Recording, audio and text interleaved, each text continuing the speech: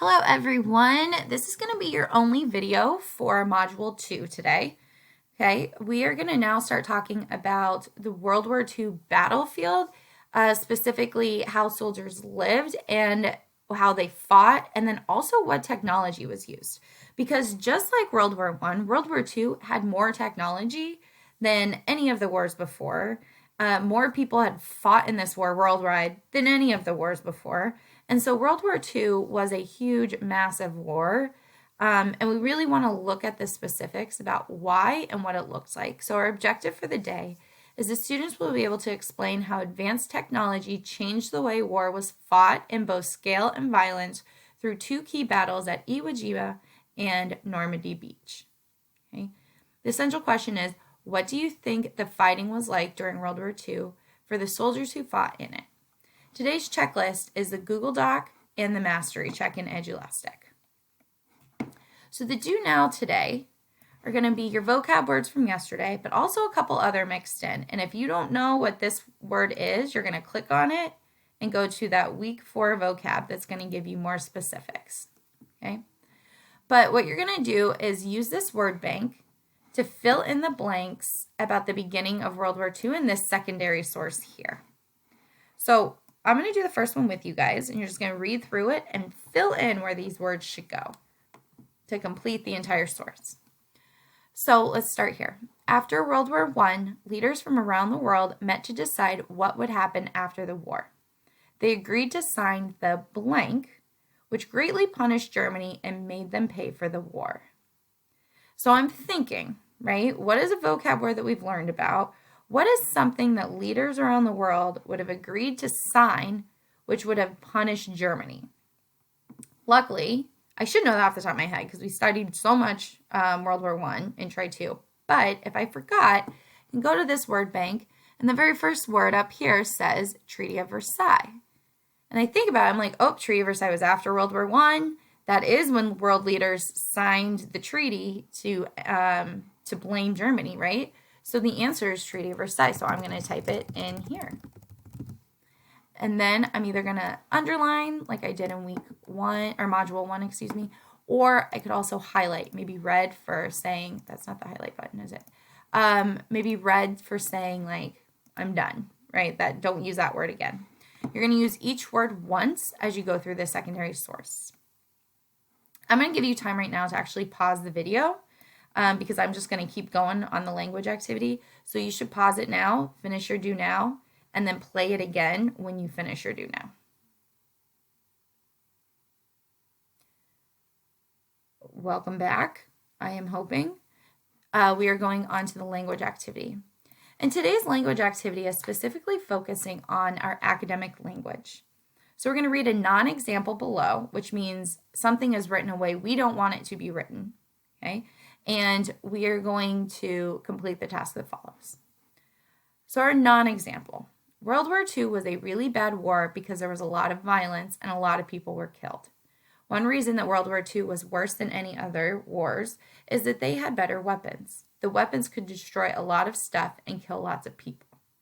So the thing is that this is factual, right? This writing here is correct, factual information, but it's kind of boring. And we want to be able to use more advanced language when we talk about these types of things or when we use our academic language. So instead of saying really bad, right, you could say catastrophic, right? They mean the same thing, but catastrophic provides more academic language in your writing. A lot, another way you could say that is massive amounts. Destroy, another way is annihilate. Or worse, there are so many ways to say this, but it could be more fatal, more lethal, more destructive, or more damaging, right? So those are examples, but your task here is that you are going to reread the non-example and then highlight, using the highlight tool, places that you could replace boring or unclear language, okay? So let's go back up and I'll do that first sentence, or not even the first sentence, first part with you. So we are looking for places that we can replace these words with like more advanced ones, okay? So World War II was a really bad war. Well, first of all, right there, World War II was a devastating war, right? It was completely destructive. It killed millions and millions of people. So even just saying really bad is not as powerful as if you were to say catastrophic, right? So I'm going to go through here and I'm going to highlight the parts that need a little bit stronger language. Okay. Then when you are done with that, you're going to watch this video here about the U.S. invasion of Iwo Jima. So Iwo Jima is in the Pacific Ocean. We learned last module on Monday about how the U.S. not only fought in Europe, but also fought in the Pacific against Japan. So there were really multiple places that this world war was being fought. So this video here is going to actually be a clip from a movie called Letters from Iwo Jima. And if you are not able to get that because it is restricted, as many of our videos are, you can go ahead and type this into your phone or come back into the class and I will play it so we can all watch it together. You're going to read this very short excerpt about the Battle of Iwo Jima, and then you're going to complete these questions that follow.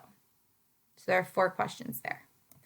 Then when you're done with that, you're going to do the same thing, but you're going to do it for a very important day called D-Day.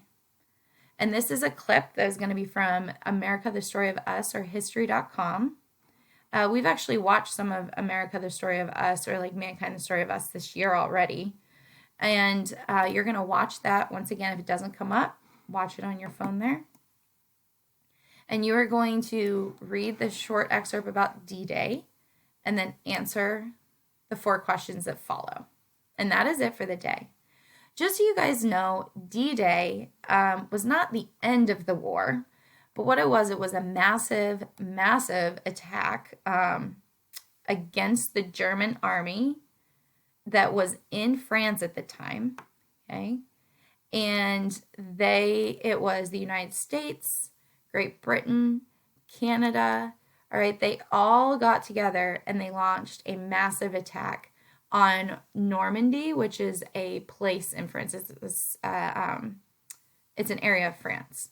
And so this massive attack actually allowed the Allies, that would be United States, Great Britain, and Canada, allowed them to kind of gain power back.